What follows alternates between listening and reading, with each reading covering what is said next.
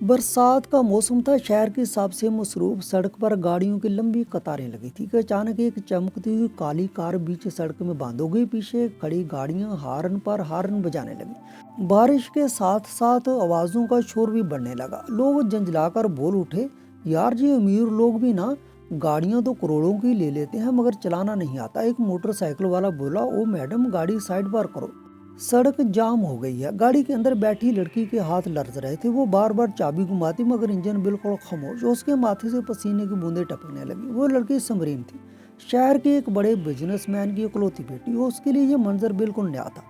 चीखती गाड़ियां, बेचैन लोग और एक ऐसी सूरत हाल जहां उसकी लाखों की कार भी बेकार हो गई थी। उसने घबराकर मोबाइल उठाया, ड्राइवर को कॉल की मगर वो उस वक्त छुट्टी पर था और फोन बंद।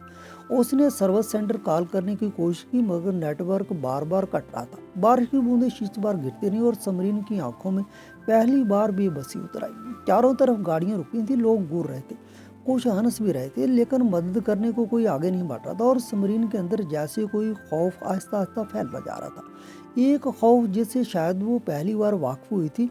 ऐसे में सड़क के पार से एक पुराना जंगलूद रक्षा आहिस्ता आहिस्ता आता दिखाई दिया। उसका मालिक अरसलान था। उसने हुजूम को चीरते हुए गाड़ी के करीब रक्षा रोका और खिड़की पर दस्तक दी। समरीन ने थोड़े तेज लहजे में शीशा नीचे किया, हाँ क्या बात है?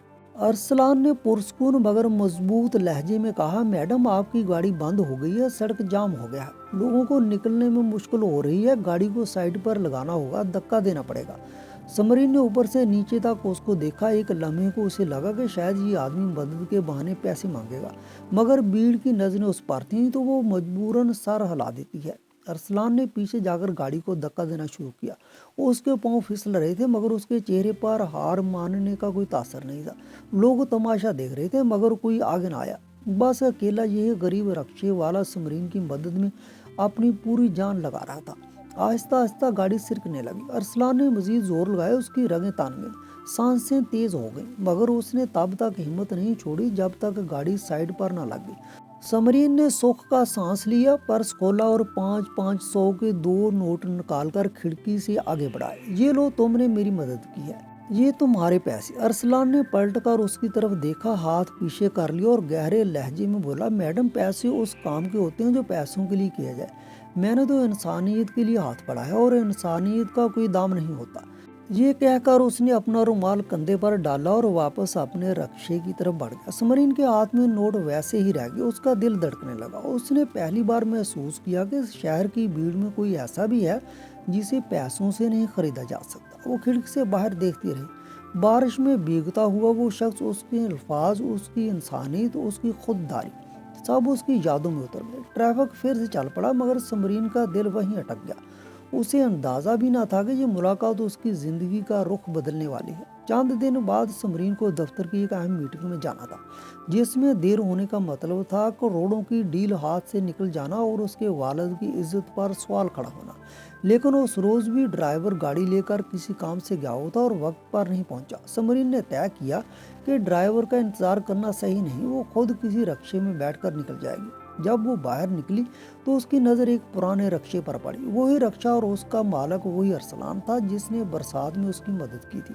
समरीन ने हाथ के इशारे से रक्षा रोका। अरसलान ने फौरन रक्षा एक तरफ लगाया। झुककर अदब से बोला, बैठिए मैडम। समरीन ने शायद पहचाना नहीं मगर अरसलान ने एक नज़र में पहचान लिया कि ये वही लड़की है जिसकी गाड़ी उसने बारिश में धकेल कर साइड पर लगाई थी। समरीन खामोशी से रक्शे में बैठ गई। उसके हाथ में एक बड़ा सा बैग था जिसमें कंपनी की अहम फाइलें और अदायगी के वोचर्स थे।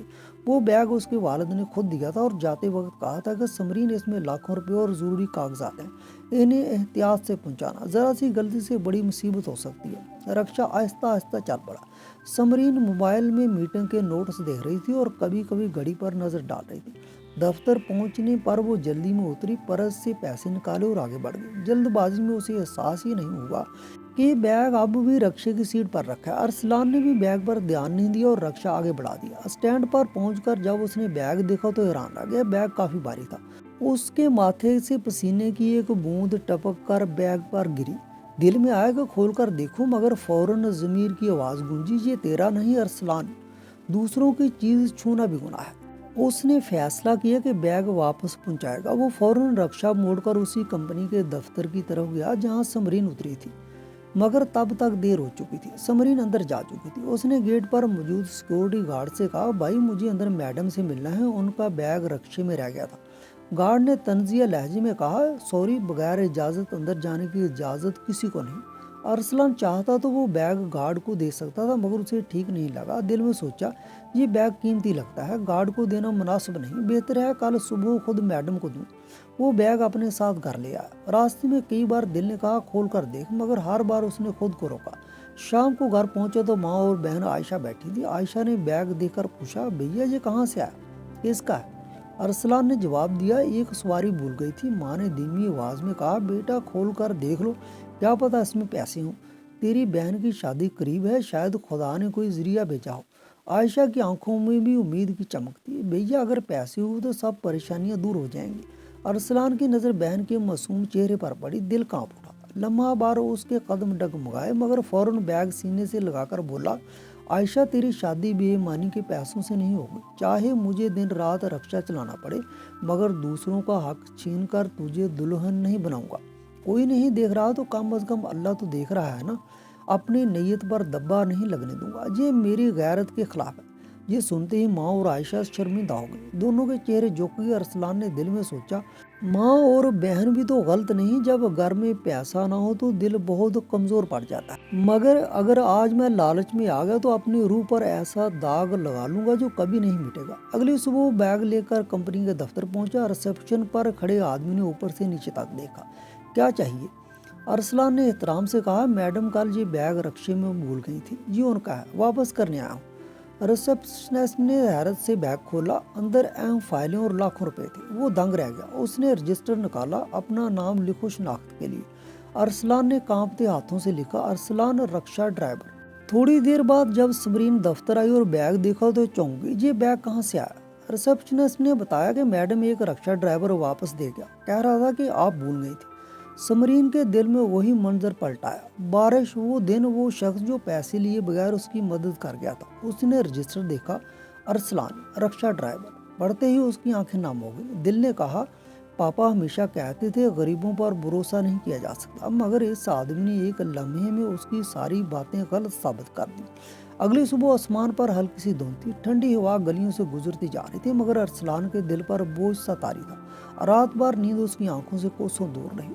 माँ की बीमारी, बहन आयशा की फिक्रमंद नजरें और शादी की तारीख का करीब आ जाना, जैसे सब मिलकर उसके अंदर एक तूफान सा बर्पा कर रहे थे। आयशा आंगन में बैठी थी, हाथ में शादी के कार्ड पकड़े। उसने आहिस्ता से कहा, भैया काफ़ी सारी शॉपिंग भी रहती है और कैटरिंग वाले भी पैसे चाहते हैं। भैया अब क्या करें? जब आपने मेरा रिश्ता तय किया था तब सब कुछ ठीक लग रहा था, मगर अब माँ की बीमारी में सारा पैसा लग गया, हमारे पास कुछ नहीं बचा। अगर शादी ना हो सकी तो लोग क्या कहेंगे? रिश्ता टूट गया तो मेरा क्या बनेगा? आयशा की आंखों से आंसू बह निकले। अरसलान ने मजबूत लहजे में कहा, आयशा तेरी शादी इसी तारीख पर होगी, चाहे मुझे दिन रात मेहनत करनी पड़े, चाहे जान चली जाए। माँ ने खांसते हुए कहा, बेटा शायद किसी रिश्तेदार से बात कर लो, कोई मदद कर दे। अरसलान ने हल्की मुस्कुराहट के साथ तल्खी छुपाते हुए कहा, अम्मी कल ही गया था चचा के पास, बोले अपने खर्च पूरे नहीं हो रहे, तुम्हारे लिए क्या करें? मामा भी साफ इनकार कर गए, कहने लगे अपने घर का बोझ खुद संभालो, जब अपने ही पीठ दगाते तो गैर से क्या उम्मीद रखें। आयशा के आंसू तेज हो गए। भैया मुझे जेवरात की परवाह नहीं, बस शादी हो जाए। अगर ये टूट गई तो हमारी बदनामी हो जाएगी और मेरा जीना बेमानी हो जाएगा। अरसलान ने बहन का हाथ थामा। आयशा तेरा भाई अभी जिंदा है, तेरी शादी रुकेगी नहीं, चाहे मुझे हड्डी पसली एक करनी पड़े, मगर तुझे इज्जत से रुखसत करूंगा। अगले दिन उसने सुबह से शाम तक रक्षा चलाया, बगैर खाए पिए, बगैर रुके। शाम तक सिर्फ 1000 रुपये बनाए। वो जानता था कि ये रकम समंदर में कतरे के बराबर है। घर पहुंचा तो आयशा दरवाजे पर खड़ी थी, चेहरे पर सवाल। भैया पैसों का बंदोबस्त हुआ? अरसलान ने नजरें चुराकर कहा, हुआ तो है, मगर इतना नहीं सब हो जाए। आयशा रो पड़ी। भैया तूने मेरी खातिर अपनी जान पा दी, तेरा ये एहसान मैं उम्र भर नहीं भुला सकती। माँ की आंखें भी नम हो गईं। उसने अरसलान के सर पर हाथ रखा। बेटा अल्लाह बड़ा कारसाज है, वो जरूर मदद करेगा। उस रात वो जाए नमाज पर बैठा और हाथ दुआ के लिए उठाकर बोला, ऐ मेरे रब, मेरी बहन की इज्जत का सवाल है, मैंने कभी कुछ नहीं मांगा, मगर आज हाथ फैला रहा हूँ, कोई रास्ता दिखा दे। اس کی آنکھوں سے آنسو زمین پر گرنے لگے۔ اگلی صبح سمرین اپنی کار میں دفتر جا رہی تھی۔ ٹریفک ذرا سست تھا۔ اس نے کھڑکی سے باہر دیکھا تو سڑک کنارے وہی ارسلان کا رکشہ کھڑا تھا۔ ارسلان سر جھکائے بیٹھا تھا، جیسے دنیا کا سارا بوجھ اس کے کندھوں پر ہو۔ سمرین نے ڈرائیور سے کہا، گاڑی آہستہ کرو۔ کار قریب پہنچی تو اس نے سنا دو آدمی پاس کھڑے باتیں کر رہے تھے۔ ایک بولا، سنا ہے ارسلان کی بہن کی شادی اور پیسوں کا بندوبست نہیں ہو رہا، رشتہ داروں نے بھی منہ موڑ لیا۔ دوسرا بولا، ہاں بھائی سچ کہہ رہے ہو، اوپر سے ماں بیمار، بیچارہ اکیلا کماتا ہے، نہ زمین نہ کوئی سہارا۔ سمرین کے کان کھڑے ہو گئے۔ اس نے ارسلان کی طرف دیکھا، وہی شخص جو برسات میں اس کے لیے اپنی جان لڑا گیا تھا، جس نے لاکھوں کا بیگ بغیر دیکھے واپس کر دیا، آج خود ٹوٹا، بے بس اور پریشان بیٹھا تھا۔ اس کا دل بھرا ہے۔ خود سے کہا، اگر میں نے آج اس انسان کی مدد نہ کی تو انسانیت لفظ بے معنی ہو جائے گا۔ اس نے فوراً موبائل نکالا، مینیجر کو کال کی، جیولر اور کیٹرنگ والوں کے نمبر بھیجو۔ چند لمحوں میں نمبر آ گئے۔ اس نے کیٹرنگ والے کو فون کیا، اسی شادی کی ادائیگی بھی ابھی ٹرانسفر کر رہی ہوں، آرڈر منسوخ نہیں ہونا چاہیے۔ اس نے جیولر کو بھی پیمنٹ کر دی تاکہ انگوٹھی اور باقی سامان وقت پر تیار ہو جائے۔ ہر بار اس نے صرف ایک بات کہی، ارسلان کو مت بتانا کہ کس نے پیسے دیے، بس کہنا کہ سب ادا ہو گیا۔ اگلی صبح ارسلان کے گھر دروازے پر دستک ہوئی۔ کیٹرنگ سروس والا خود آیا تھا۔ مسکراتے ہوئے بولا، بھائی تمہارا آرڈر کنفرم ہو گیا، پیسے آ گئے، ہم تاریخ کے دن وقت پر پہنچ جائیں گے۔ ارسلان کی آنکھیں کھلی کی کھلی رہ گئیں۔ عائشہ اور ماں بھی حیران رہ گئیں۔ عائشہ نے بے یقینی سے پوچھا، بھائی یہ سب کیسے ہوا، کس نے ہماری مدد کی؟ ارسلان نے آسمان کی طرف دیکھا اور کہا، جس نے بھی کیا اس نے ہماری عزت بچا لی۔ پھر شادی کا دن آ گیا۔ ہر رسم، ہر دعا، ہر مسکراہٹ میں شکر گزاری چھپی تھی۔ ارسلان نے بہن کا ہاتھ تھاما، روتے ہوئے رخصت کیا، مگر دل میں فخر تھا کہ اس نے اپنی بہن کی شادی ایمان اور عزت کے ساتھ کرائی۔ بھیڑ میں کچھ فاصلے پر سمرین بھی موجود تھی۔ اس کی آنکھوں میں خوشی اور سکون کی جھلک تھی۔ اس نے یہ سب خاموشی سے دیکھا، ارسلان کا حوصلہ، اس کی خودداری، اس کا یقین۔ شادی ختم ہونے کے بعد سمرین اپنے والد کے پاس گئی، پاپا یہی وہ رکشے والا ہے جس نے ہمارا فائلوں اور پیسوں سے بھرا بیگ واپس کیا تھا، اگر چاہتا تو لاکھوں رکھ سکتا تھا، مگر اس نے 1 روپیہ تک نہ لیا۔ اس کے والد نے گہری سانس لی، سمرین تم جانتی ہو میں ہمیشہ کہتا تھا کہ غریب پر بھروسہ نہیں کیا جا سکتا، مگر اس شخص کی ایمانداری نے میری سوچ بدل دی ہے۔ کچھ دیر وہ خاموش رہے، پھر نرم لہجے میں بولے، سمرین اسے کل آفس بلاؤ۔ اگلے دن ارسلان کو پیغام ملا کہ کمپنی کے مالک نے آپ کو بلایا۔ وہ حیران مگر مطمئن دل کے ساتھ وہاں پہنچا۔ جیسے سمرین اور اس کے والد سامنے آئے، اس نے جھک کر سلام کیا۔ سمرین کے والد نے کہا، ارسلان آج سے تم صرف رکشہ والے نہیں رہو گے، ہم تمہیں اپنی کمپنی کے لاجسٹک یونٹ میں نوکری دے رہے ہیں، پکی نوکری، تمام سہولیات اور سب سے بڑھ کر عزت۔ ارسلان کی آنکھوں سے آنسو بہنے لگے۔ اس نے کہا، صاحب اس کے لیے میں عمر بھر شکر گزار رہوں گا۔ یقین کیجیے آپ کا بھروسہ کبھی نہیں ٹوٹنے دوں گا۔ آپ نے مجھے اپنایا، یہ میرے لیے سب سے بڑی دولت ہے۔ میں وعدہ کرتا ہوں کہ اپنی آخری سانس تک آپ کے اعتماد کی لاج رکھوں گا۔ اس کی آواز لرز رہی تھی، مگر الفاظ ایمان سے بھرے ہوئے تھے۔ آپ کے اس احسان نے مجھے جینے کا نیا حوصلہ دیا۔ اب میری ہر دھڑکن آپ کے بھروسے کو نبھانے کے لیے دھڑکے گی۔ آپ کی خوشی میں ہی میری خوشی ہے۔ سمرین کے والد نے مسکرا کر اس کے کندھے پر ہاتھ رکھا۔ ہمیں تم جیسے لوگ اپنی ٹیم میں فخر سے شامل کرنے چاہیے۔ ارسلان کے چہرے پر روشنی سی پھیل گئی۔